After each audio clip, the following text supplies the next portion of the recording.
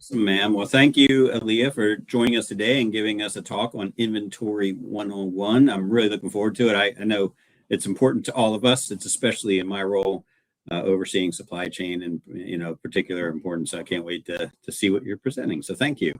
Perfect. If you want to just keep it going here. Yeah. So to the community, everybody watching live, or if you're on the recording at this point, we are always looking for volunteers in lots of different ways. I'll say personally, as a member of the webinar committee on the user group board, that we're looking for anybody that would like to give a topic and present your knowledge out to the user group, just like Aaliyah is doing today. And all you got to do is just get in touch with me. You can get in touch with me through Learners. It's out on the you can touch base through the Dynamics community site. But also we're looking for both presenters and suggestions. So if you have a topic, we'd be happy to throw that out to the group to see if somebody would be willing to present on that. All right, Leah, you can go next slide. This is your 2026 board. So I'm not going to spend a lot of time here, but you can see some of the names on there, and these are all folks that are helping to advance knowledge out there with the community, with you, and to to be your interface in many regards to Dynamics communities and whatnot. So a number of them are working right now, hot and heavy, and we'll talk about it in a second on the programming for this year's summit and lots of things in between that. So, all right, next slide. And this is David and I are both head up the webinar, getting things like today organized. And so again, reach out to either one of us if you have ideas or if you would like to present. And speaking of upcoming, today is on here. So we have Inventory 101. And then here in March, early March, we have AI in Business Central for Dummies with Steve Chinsky, who's not a dummy, but anyway, Steve's going to present on AI, and so I'm looking forward to that. We're looking for, as I mentioned before, we're looking for speakers. Anything looking at late March and April right now. Both David and I are actively recruiting for that, and we'll go out beyond that as well if you're interested in doing that. One note in red there, very important.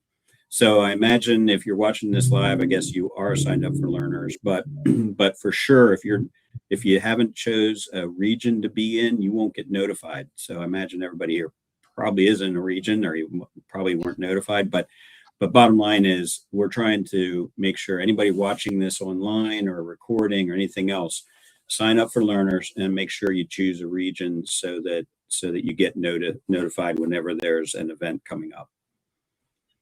All right, next slide. And road shows coming up here. There's quite a list. So we have Tampa, we have DC, Atlanta here in February, and then Houston in March, and then you see on from there. So lots of good content in those road shows. And you see this year we're more focused, I think late last year as well, but we're more focused on certain topic areas. So you can see those listed there as well.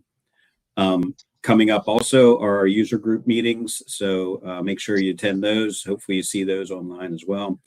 And finally, last but not least, we have the Nashville Summit coming up, which again, always awesome content, lots of opportunities to learn from each other and network, and just check in to see how to do stuff together as a user group. So so that's October 11 to 15. Make sure you go online, summitna.com, and you can sign up there if you're not already signed up. All right, with that, I think that's it. So Aaliyah, take it away. Thanks. Awesome. Thank you, Blaine. So as I kick us off here, a little bit about me, seeing some of the participants in the event today, seeing some familiar names and some not familiar names. So about me, I'm Aaliyah Hansen, a senior ERP consultant with HBS, or Heartland Business Systems. I'm based here in Southeast Wisconsin. I have been a long time Dynamic community member and contributor. Started primarily in the Dynamics GP space when I was an end user, and then grew into GP and now primarily Business Central Consulting. So I've been in many of your end user shoes and now pivoted, and have been spending about 5 years now in the consulting space. Please, if you see me on LinkedIn, see me on a webinar, at a user group meeting, or especially at Summit, feel free to reach out, say hi. I am always willing to share my knowledge and try to help anyone in the community, whether you're another partner, an ISV that's got questions in Business Central, or an end user just looking for some extra insights. And I always give this fun fact. I am not a girly girl, and really do spend a lot of my free time outdoors. This past year, my husband and I actually built a cabin from the ground up, just the two of us. And I enjoy hunting and fishing and riding motorcycles and going fast and all that fun stuff. So always like to share the expertise from Business Central, but also, hey, hit me up and say, hey, I ride a Harley too. Just something fun. All right, I am going to spend a little time in PowerPoint here, just calling out a few things. I always like to do this so you guys have something to go back to or take screenshots, things like that. But we'll also be in a demo, so I'll kind of take you through a tour of some of these tips, tricks, gotchas, things like that I'm going to cover here in the Inventory 101. So I'm going to cover a little bit about basics, some nice to haves, some things that I see people liking to fill out as far as optional, depending on how you manage your inventory. Some gotchas, things that cause grief, whether you're just kicking off your project or you're trying to enhance your day-to-day processes and manage your inventory a little different. And then last but not least, there are many people moving from Dynamics GP to Business Central. So having done that pivot myself, I find it helpful sometimes to share not every comparison, but some high-level type field comparisons as you're setting up your inventory, and also some processes and reporting. So you go, GP called it this. Where the heck do I find that in Business Central? What's it called there? The chat is active, so along the way, if anybody has any crazy aha moments, questions, we will do our best to monitor that. If I don't get to answer that midstream, I'll try to save a couple minutes at the end in case there is anything we can answer for everyone. All right, so with that being said, again, I'm going to hang here in PowerPoint just a few minutes so you've got some of these tidbits in writing here. So very basic requirements when you're setting up items. Base unit of measure. Units of measure can be a huge gotcha, and units of measure are a little different when you pivot from GP to BC. So something to watch for. And a tip that I always like to say is it's easier to convert whole numbers than it is decimals. So I like to recommend setting your base unit of measure as your smallest. So in the demo that you're going to see in a few minutes, you'll see my base unit of measure is actually set as inches, but we also convert that up to feet. We convert that up to yards. Think of the same thing when you buy a case of soda, right? Is that 24 cans, or is your unit of measure the case and you now have to use that decimal to get down to having that 1 can of Coke a day? Some other basic requirements: knowing how you cost your inventory. Are you running standard? Are you running actual? And where are those set? And how do I monitor those costs? Posting groups. This is a huge one that can be a shock change sometimes as you're migrating from other systems, not just from GP. And knowing where do I put what for my posting groups and which ones are required depending on the type of inventory I have. Replenishment. This is one that I often see people will forget to put in. So is it something I'm making or is it something I'm buying? Tip, there is not a make or buy option in Business Central. So we'll stick with like our primary, but just because you say you purchase it doesn't mean you can't have a BOM assigned to it to help you with that manufacturing. And depending on the type of replenishment you choose, we'll need to watch for dependencies. So again, if you're primarily purchasing, who am I getting it from? How long does it take to get to me? Those types of things. Nice to haves. Like anyone, let's work smarter, not harder. Let's find some efficiencies. So how do we do that? By setting up planning. So with setting up planning, you'll see we can say, here's my ideal inventory quantities. Here's how many I want to buy at a time or make at a time. By setting some of that, we can take those shortcuts to use a requisition worksheet or the planning worksheet to mass create our purchase orders and production orders. Our PO here is a released production order. So same as you might have a manufacturing order in GP. Setting your defaults. So setting your defaults on a particular item so that when you create a sale, it charges the customer appropriately. When you purchase from either your primary vendor or alternate vendors, let's have those costs set up properly. Also think about defaults coming from an item template when you set up new parts. And I like to think of our template as an item or inventory class coming out of GP, where you can say, this is my costing method, this is my unit of measure schedule, right? Some of those default things that we can flow into an item. References and identifiers. If you are doing any sort of barcoding or you have customer requirements that they need to see their part number, let's say on a sales confirmation or a packing slip or an invoice, things along those lines, these references and identifiers can be huge helpers. So again, being able to show those on documents that go out the door, but also doing that scanning piece.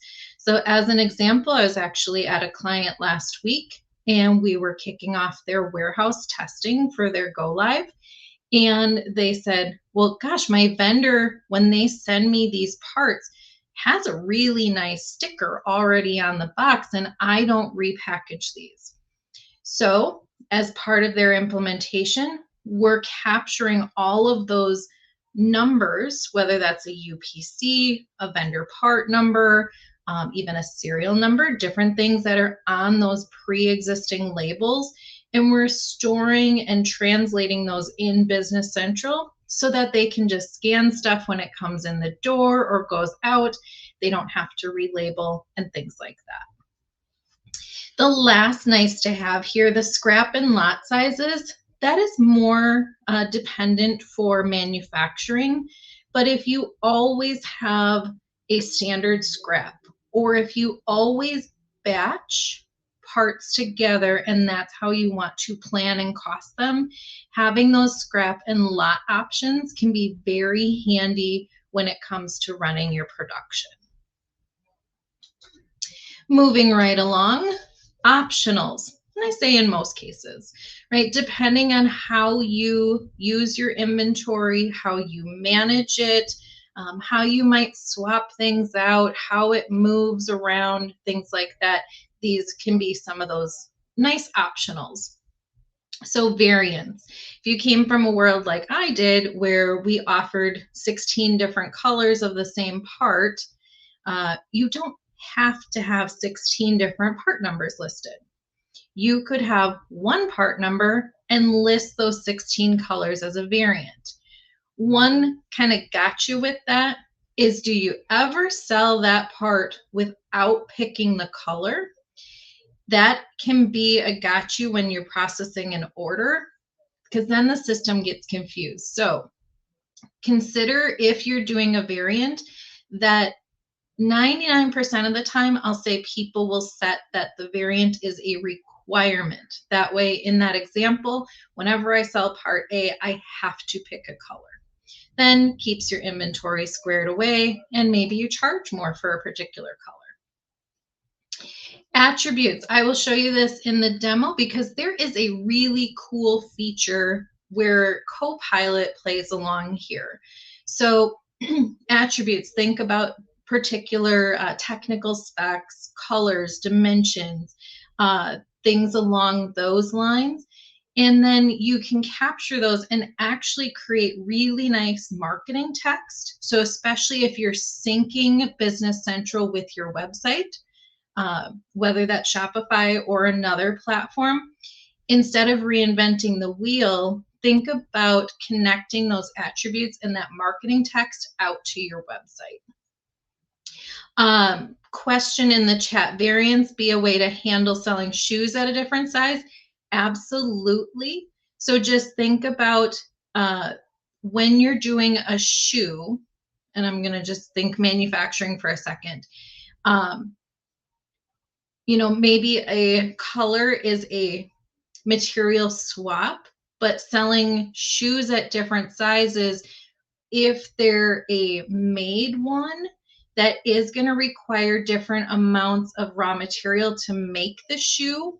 So if it's a buy sell, I think it'd be a good fit, no pun intended. If it's a make, I would really want to test that to make sure that you get the right effects downstream. So there you go. Glad to help, team.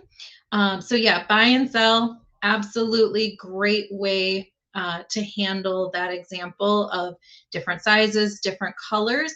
I will say the one thing about variant is I'll use Paul and JJ's example here of a shoe to say, if you want the shoe in size 7, 8, and 9, and in black, white, and pink, your variant is one variant. You cannot pick two variants. So you would have a size 7 white, a size 7 black, a size 7 pink. You wouldn't be able to say, I'm going to select size 7 and then select my color. So just something to keep in mind with that. Next on the optional, substitutes. So if you are constantly running short of materials or finished products, so if you're a distributor and you find that you want to offer a substitute or swap out components when you're building parts, think about setting substitutes. And there is an opportunity then for you, let's say on a sale, as an example, to say, oh gosh, Bob wanted, I'll keep picking on shoes, size 7 in black. Well, hey, we're short on those, but size 7 in white is set up as a substitute part. So you could immediately say, I'm sorry, Bob, we're short on those. It's going to be a couple weeks till we get those back in stock, but I have white ones in stock. Would you like those instead? So think about those kind of prompts to keep inventory flowing, keep customers happy. Last but not least with optional, I find a lot of people want warehousing, want to streamline processes, but it is something that can be very overwhelming if you're not currently doing that. So I like to say start basic. Start with implementing some barcoding. Especially if you get products in that are already labeled, don't reinvent the wheel. Set up those references and start scanning those. Also start large when you think about maybe organizing your warehouse in bins. A bin does not have to be this big. A bin can be half of your warehouse. That's okay too. So really start basic. Don't try to implement pick, ship, putaways, directed putaways, all those things at the start. Just grow with baby steps and work with your partner to say, how would you set up my warehouse. Here's a pain point, right? I can't ever find my stuff. I'm always off on quantities. Joe, my picker guy, seems to have a problem with getting the right color. Are there different things that you can pick up from those pain points to say, let's start with this process? But it can be overwhelming, so start basic. Gotchas. These are a little bit of things that we've started talking about already, but item tracking. So your serial numbers and lot numbers, and what kind of rules and how does that flow downstream? So we hear often people say, well, I want to track lot numbers. Perfect. But when they actually get into the midst of a transaction, they find, oh gosh, I needed to know it sooner rather than later. Or when they went to go back and do tracing, they couldn't find the part because there was a disconnect. And so you need to be very clear and precise about, when do I want to track it? Is it something I'm assigning? Am I using my vendor's lot number from when I received it? If you're doing manufacturing, when am I assigning that finished lot number or serial number? So there's a lot of rules, and I will say it's okay to set up a couple item tracking codes and create some fake items and run those items through from the time you receive them. You adjust them, you transfer if you've got multiple locations, you consume them, you output them, you sell them, right? Run through that and go, when did I get prompted? Am I missing something? And then go ahead and refine that. Do all of that on a test item before you apply those rules to your full list of SKUs and end up having to strip out all your inventory because you need to change the item tracking rules, things like that. We talked about unit of measure translations. So that inch up to foot, up to yards, or that case down to cans. Really just watch those translations. And again, I can't stress enough that if you're making a change there or you're first doing your implementation, test those. Make sure that you've got the right costs associated with those when you think about your purchasing in different units of measure. Make sure you set your prices properly if you're doing those in different units of measure. The next one here, stock keeping units. This is something that is a huge pain sometimes, but it is a necessity if you have multiple locations. So you'll see when we look at the item card in Business Central that we can set all of our planning and our replenishment and stuff on the front end of the item card. But if you've got multiple warehouses and things like that, stock keeping units allow you to be granular and specific to say, my West warehouse, that one is actually replenished by a transfer from my East warehouse. And my East warehouse, I do purchasing or I do production. And you can set different inventory levels. But that is a necessity when there's multiple locations so that you can use those tools like the requisition worksheet and the planning worksheet to properly manage inventory. The last two things, the overpick. If you are implementing warehouse and you're using someone like InsightWorks, there is an opportunity for you to allow overpicking when you're doing a pick process for inventory. That is specific to them, but it is and can be a gotcha when you're trying to do those warehousing steps.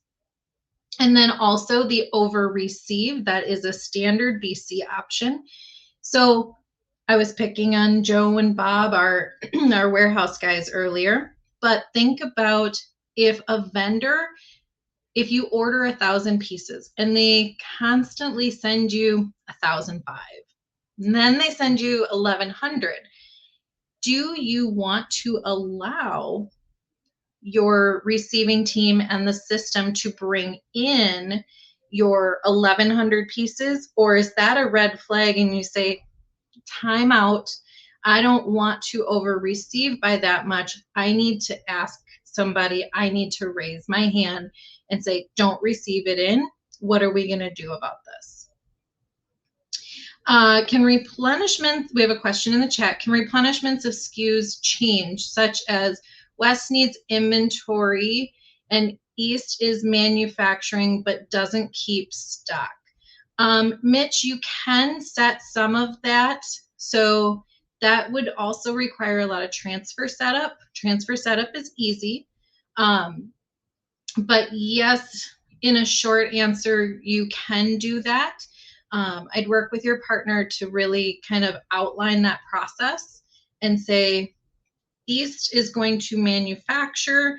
When East does an output, do we automatically then trigger a transfer to West, or does it technically sit in East until West needs it? And then how does East know what to make and when? So there's just a lot of questions there, but that is a great example of how you can use the stock keeping units to control who does what and where does that come from. You are most welcome. All right, as promised, any of my GP people in the audience, this is just a high level, not every field, but some good field examples to think about when you transition from GP to BC.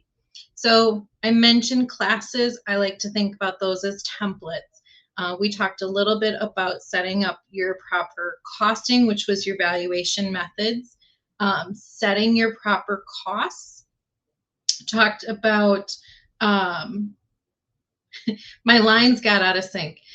The, primary vendors, your units of measure, some of that posting stuff.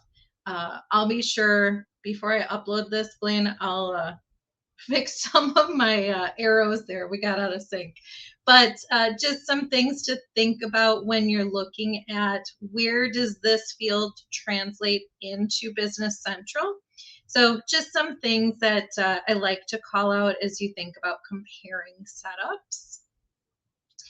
And last but not least, before we get into the demo here, BC, GP to BC processes and reports. So in the end, they're both equivalent systems. You can accomplish the same type of tasks, but things are called very different. So when we are working with people on training, I'll still catch myself using the wrong word. I'm like looking for a transfer. It's a reclass. Or I want to build my stock count schedule. I just go to create a physical inventory journal. Where are my prices stored? Where do I go for my inquiries? Stuff like that. So this is a great example of just a handful of processes you may do in GP and where those things would live in Business Central. So again, not a full list of everything, but just a little snippet as we think about different terminologies. One thing I will say here about reports and drilling, these are probably some of my biggest go-tos when I'm looking for inventory. So I'm focusing on the item card in the inventory section where I can drill into quantities. The item availability by, there's I think 8 different options. Using bin contents. So what do I have? Is it available? And where is it in the warehouse? Not just I've got 20 on hand. The item tracking or tracing. So what do I have for serial numbers and lot numbers, things like that. And then Business Central does have a boatload of reports, like inventory by location, your valuation or stock status type reports, and then the all-encompassing Power BI dashboard and supporting reports. So there is a lot of information available. You'll see some of these on my screen here in just a minute. So the thing you all came for, of course, is the demo. So let me go ahead here and get us the right environment here. All right, so everyone should be seeing my Business Central here, and we're going to just jump right into items. And for sake of today's demo, I set us up a demo item. And now if you're new to Business Central, I'm going to kind of fly through my navigation here, but really focus on some of the things that I called out in the PowerPoint as important pieces. But you can always search. You can use your bookmarks to get here, things along those lines. And I'm going to take us in here and look at this demo item. So in this demo item here, again, I'm just going to call out some of the key things that I focused on in the presentation already. If anyone does have any specific, hold on, what's that field? Feel free again to throw them in the chat. But here you'll see I set up an item. This is a type of inventory. So you do also have service and non-inventory items, just like you would in any other system. And if you pick service or non-inventory, that does affect some of the other setups downstream. So as an example, if it's non-inventory, you would not need an inventory posting group where you would hold your inventory asset and things like that. Love the question already. Paul, you are correct. I do have some extensions in here, not too many, but yes, the advanced description fields there at the top are part of an app. I believe that is part of one of the ERP Toolbox apps, if I'm not mistaken. For the most part, don't think you'll see too many other extended fields here.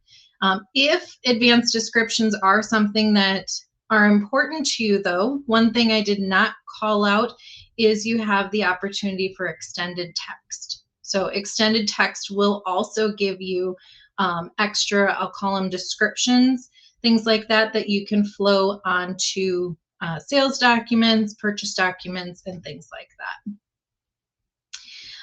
Here in the header, I've also got my base unit of measure that we were talking about, so inches as an example.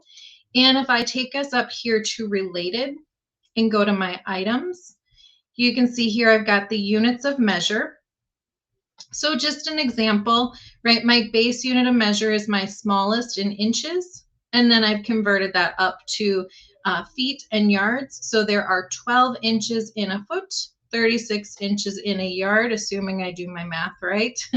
So as an example, then any of these units of measure, I can actually use on a transaction. So I can say, well, just because my base is inches, maybe I buy in feet and I sell in yards. So I can inventory, buy, sell, make in any of these units of measure, and it works backwards then to get us back down to that base. So moving right along here, one question that I get very frequently is, what the heck is a shelf number? So a shelf number is not to be confused with actually enabling bins. A shelf number is just an FYI info piece. It does not act like a bin. So it does not feed into warehousing and stuff, but it can be just a really nice, simple, hey, this item is usually on shelf 1, right? Again, not connected to bins and advanced warehousing, but it is just something that you can reference. So, you know, Bob might know roughly where it is, but we're not going to hold him to it. Talking about like drill throughs and where do I have inventory and how much do I have, any of these zeros here, right, because I don't have any on hand, will allow you to drill into your open purchase orders, production orders, sales orders, things along those lines. And then your quantity on hand is really just your item ledgers to see your pluses and minuses to net you to how many. And going back to locations and SKUs and all that good stuff, when you drill into your quantities, you can see here lot numbers or serial numbers, things like that. You can also include your location or your site, and you can dig deeper into the bin contents to see exactly where parts are. That over receipt code that we were talking about with receiving 1,100 versus 1,000 parts from a vendor, that is here on the item card as well. Costs and posting. On the slide deck, I did include kind of a cross-reference from GP costing terms to Business Central. But in my example here, FIFO, I'm using actual costing. And then standard is the other most common that we see on implementations. So really, what is your valuation or costing? And then these are the most important here around those posting details. So good question, Jackie. The quantity on hand is the actual quantity. This is not the available.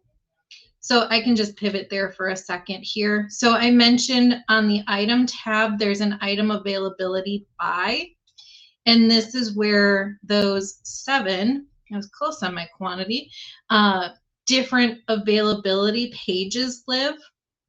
And this would give you, if I just go by period as an example, again, I don't have any on hand, but give this a second to load up here. I was going to say it wouldn't be a demo or a webinar without a glitch somewhere. So, so this would give you your quantity on hand, seeing those summaries about, what is on a sales order. And then here you have some projected balances. So those might be the things, Jackie, that you're looking for around that projected balance. And again, this is just one of those item availability screens.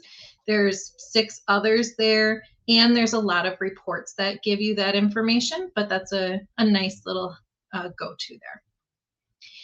The posting details, circling back here, anyone newer to Business Central or exploring this as an option, there's posting groups versus defining exact linking of distributions.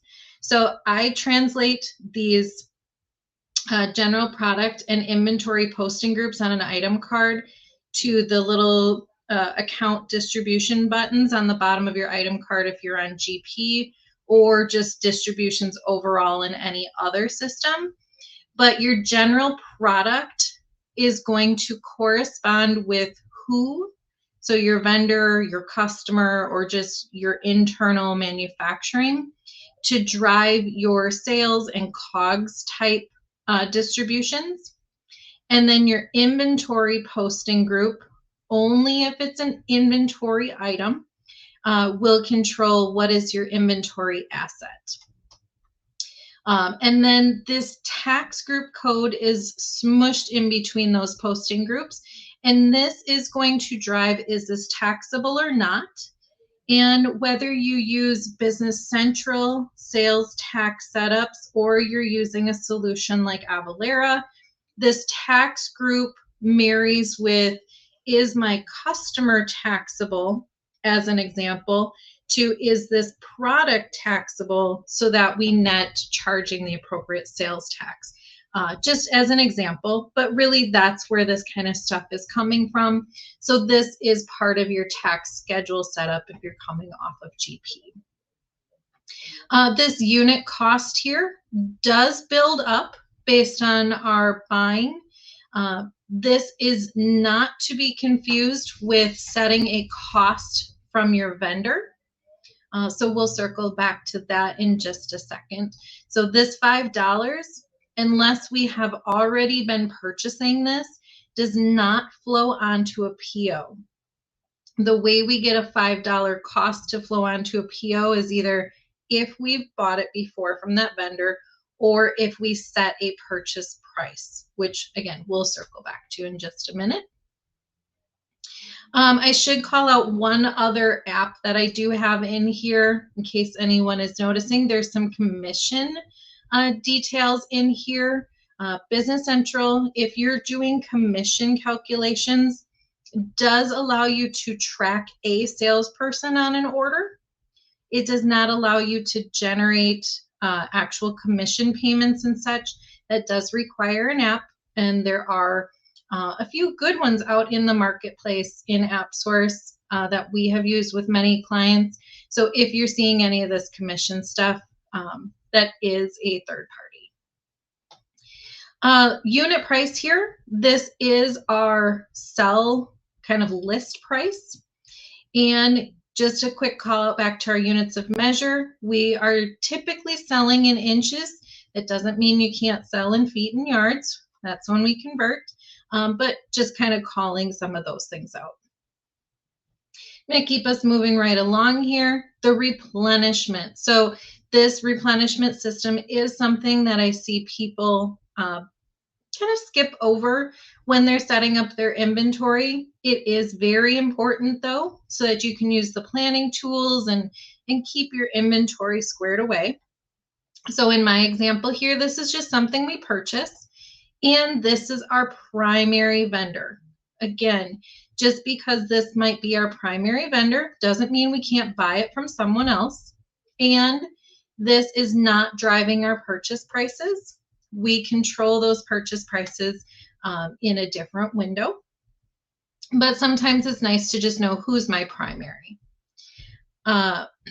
Keeping us moving right along here. The planning section. So as I mentioned, this is one of those optionals and nice to haves, but if you really want to try to streamline inventory, think about setting some of these policies. I will say the two most common are fixed reorder.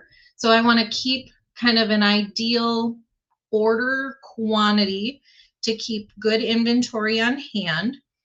And that's the way I've got this item set up. So when I hit 20, I want to buy 10, and I always want to buy a minimum of 10.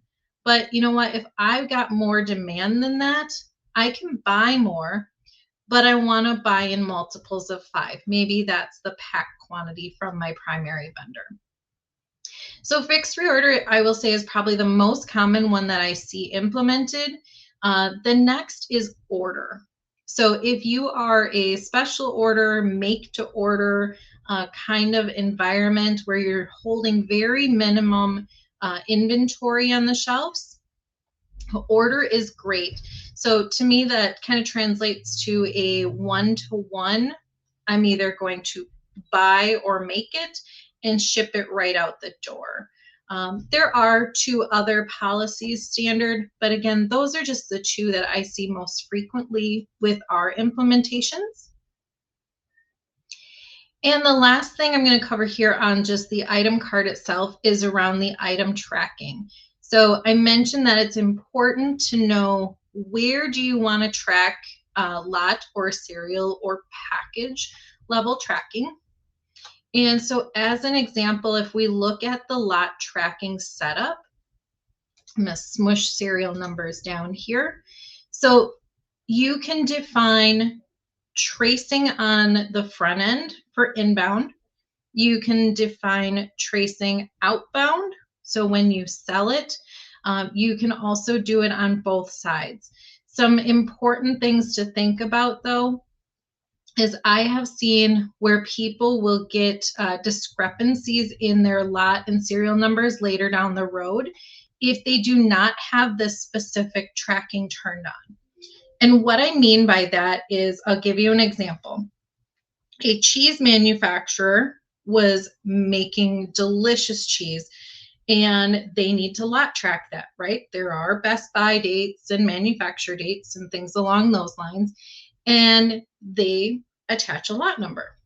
Well, without having specific tracking turned on, even if we said we used lot 2, but we still had some leftover lot 1, the system depleted lot 1 before it depleted lot 2.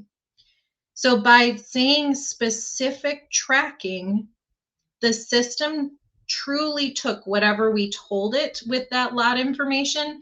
So that can be a gotcha, which is why I highly recommend, if you're going to enable lot or serial tracking, to set up a test item, run it through your processes, do some item tracing, make sure things are flowing as you expect and that you're getting the right triggers and results. Because it is easier to fix that when you're just in testing and training and you're not live. If you are live, consider setting up a sandbox. Do the testing there, as I always tell my clients, before you do it in production and blow something up. Because this can be a very cumbersome undertaking if you're already live. So again, those are some key setup things. And as I mentioned, there's also some nice pieces. So item attributes, as an example, I set a few here. These are completely definable for your inventory. So I have just a handful of types of things that we might track for different parts.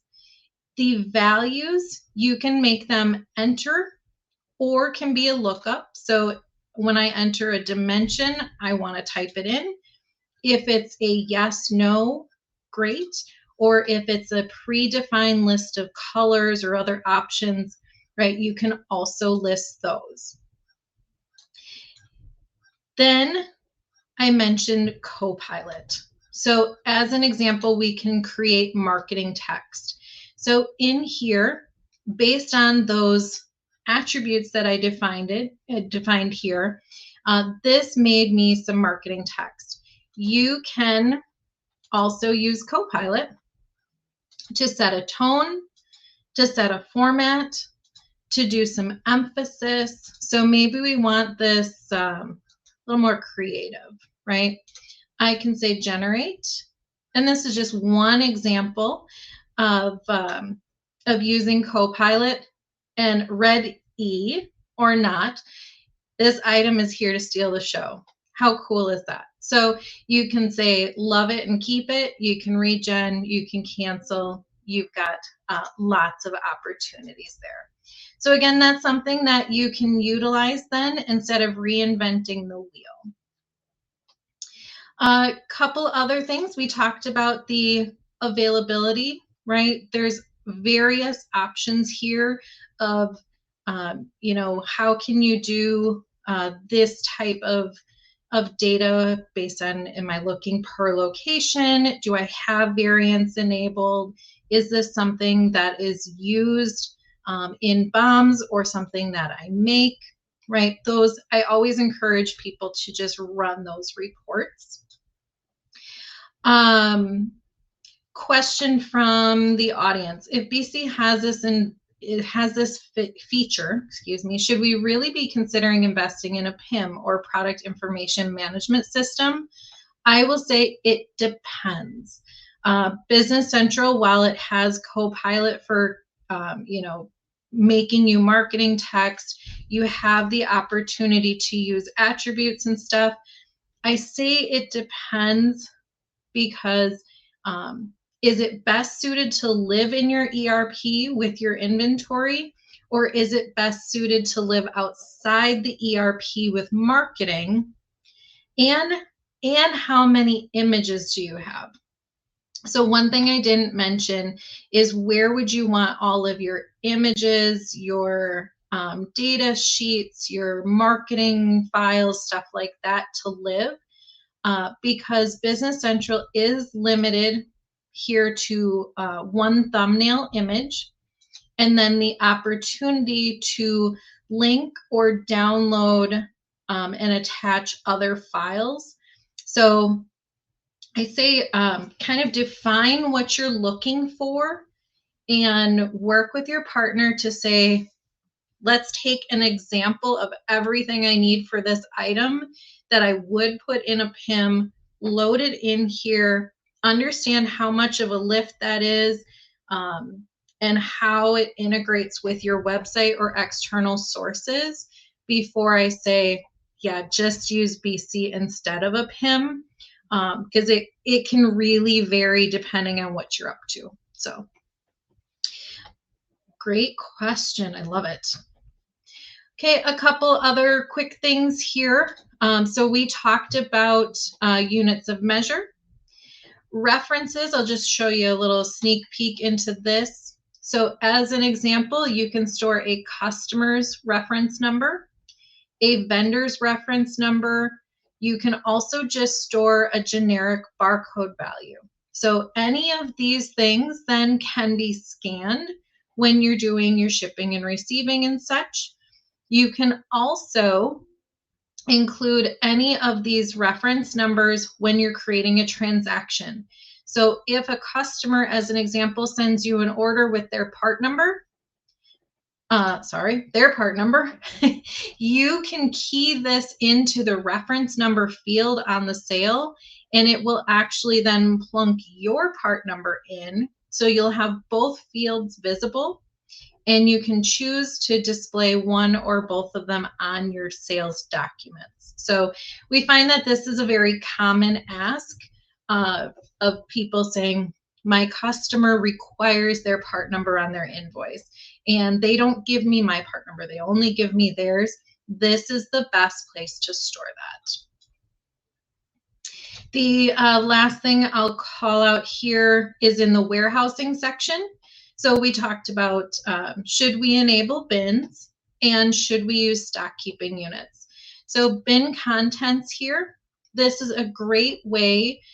You can be super specific with setting up your bins within your locations, or you can be high level. But one nice thing here is if you're going to do that, is there a default bin for your item?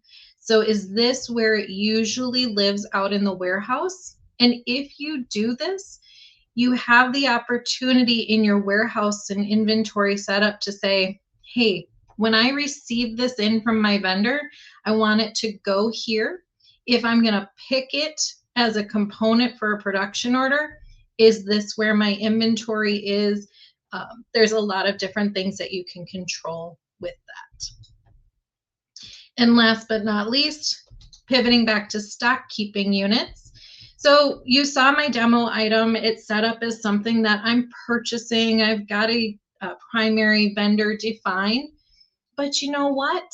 When I have this in my West location, I actually want to transfer it. So that's just one example. You can also say this is maybe my facility that I manufacture at. And then, or set a different primary vendor. You can redefine your replenishment and your planning, all of that per location when you use the stock keeping units. The thing that's neat about stock keeping units is if you want, you can just create one on the fly. I'm going to back us out. Or if you're like, oh my gosh, thanks, Aaliyah, I need to create stock keeping units. You can use this feature here of create stock keeping unit, and it will prompt you for, are you doing it by location or location and variant or a combination? And what item or items and which location or locations. So you could create 5,000 stock keeping units in about 2 minutes. Now, just of course, have to refine your planning and stuff on each of those after you create them, but there is a feature here that you can do that. And Paul, I think you just answered my question, but if you do have any other questions, feel free to email them over to me. Find me on LinkedIn or on Dynamics Community on the Learners platform, wherever you can find me. I'm always more than happy to answer some other questions for you. The last thing I'll call out is the template here. You know, we're only got a couple minutes left. So the apply template, when you create a new item, or if you want to apply a template after you've created an item. Out here, I've got a handful of different templates. You can have as many as your heart desires.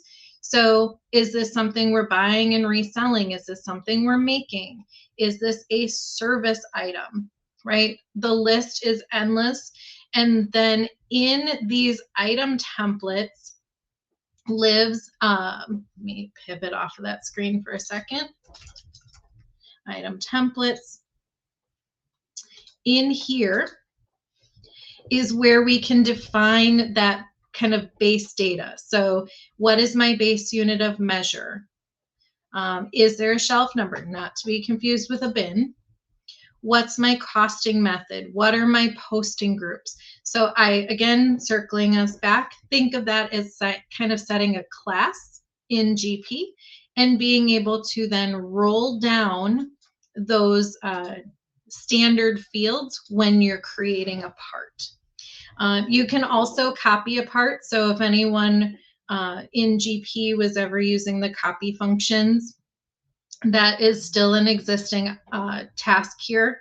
So you set what's my new part number, where's it coming from, are you copying everything, how many? So there's some features there, of course, to make life easier. So with that being said, you know, I hope you guys found some good tips and tricks today. I will be sure to share the presentation deck as well. So if you didn't capture some of those screenshots of some of the tips and all that good stuff and some of those cross references, I will make that available to everyone. And as always, I really appreciate you guys taking time. Hope everyone was able to enjoy some lunch during this as well. And look forward to seeing everyone at upcoming events and, of course, at Summit. Thanks, everyone.